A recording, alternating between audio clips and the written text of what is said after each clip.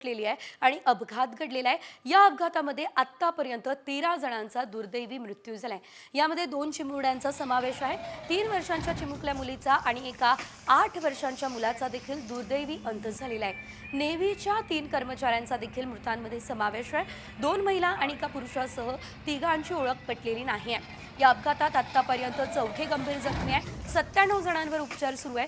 अजूनही 2 प्रवासी बेपत्ता आहेत, त्यात एका मुलाचा समावेश आहे। मृतांच्या नातेवाईकांना 5 लाख रुपयांची मदत करण्यात आली आहे। तर या संपूर्ण घटनेची सखोल चौकशी केली जाणार आहे, ही माहिती सुद्धा देवेंद्र फडणवीस यांनी दिली आहे। नौदलाच्या स्पीड बोटने नीलकमल नावाच्या प्रवासी बोटीला जोरदार धडक दिली आणि त्यामुळे हा अपघात झाला असल्याची माहिती सध्या मिळते आहे।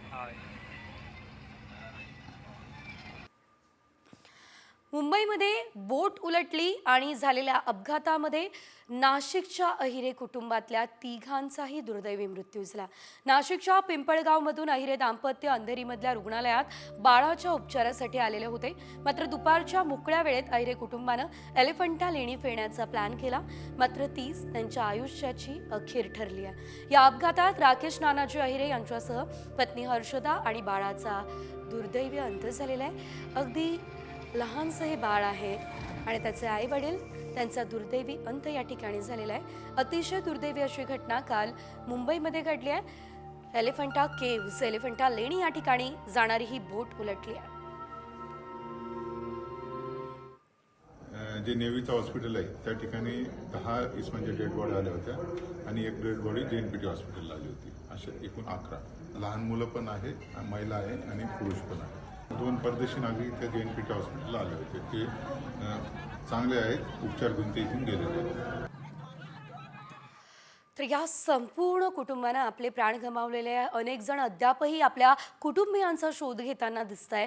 मात्र गेटवे जवळ बोट उलटून झालेल्या अपघातानंतर आता बोट मालकांना उशिरा जाग आलेली आहे, कारण मांडव्याला जाणाऱ्या बोटींमध्ये आता प्रवाशांना लाईफ जॅकेट दिले जात आहे आणि बोटीमध्ये बसल्यानंतर प्रवाशांना लाईफ जॅकेट घालायला सांगण्याची सूचना ही केली जाते। एलिफंटाला जाणाऱ्या बोटमध्ये पुरेसे लाईफ जॅकेट्स नव्हते असा आरोप सुद्धा प्रत्यक्षदर्शींनी केलाय। त्या पार्श्वभूमीवर गेटवेवरून मांडवा आणि एलिफंटाला जाणाऱ्या बोटींमध्ये प्रवाशांना लाईफ जॅकेट्स दिले जातात की नाही याचा रियालिटी चेक मात्र साम टीव्हीनं केलेला आहे। याचा आढावा आमचे प्रतिनिधी मयूर राणे यांनी घेतला, बघूया।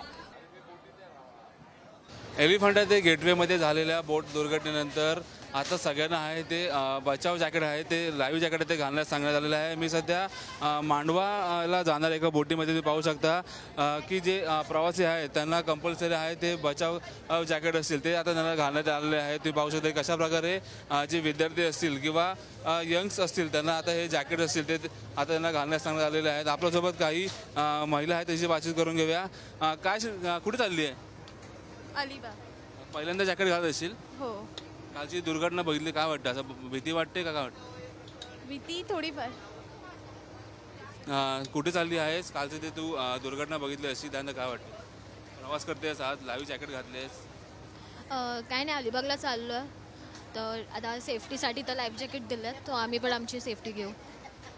नक्कीच पाहायला गेलं तर सेफ्टीसाठी सगळ्यांना आहे जॅकेट आहे ते कंपल्सरी। इथे तुम्ही तेव्हा तिकीट काढता त्या तिकीट काउंटरवर तिथे जो तिकीट काउंटर काढणार आहे तो सगळ्यांना सांगत आहे की जे जॅकेट आहे ते घालण्यात येण्यात यावे। तुम्ही पाहू शकता की कशा प्रकारे ते लाईव्ह जॅकेट आहे ते लेडीज असतील, महिला असतील, त्या देखील ते लाईव्ह जॅकेट आहे ते घालताना पाहायला मिळत आहे। कंपल्सरी आहे ते लाईव्ह जॅकेट ते करण्यात आलेले आहे। कॅमेरामन नितीनसह मयूर राणे।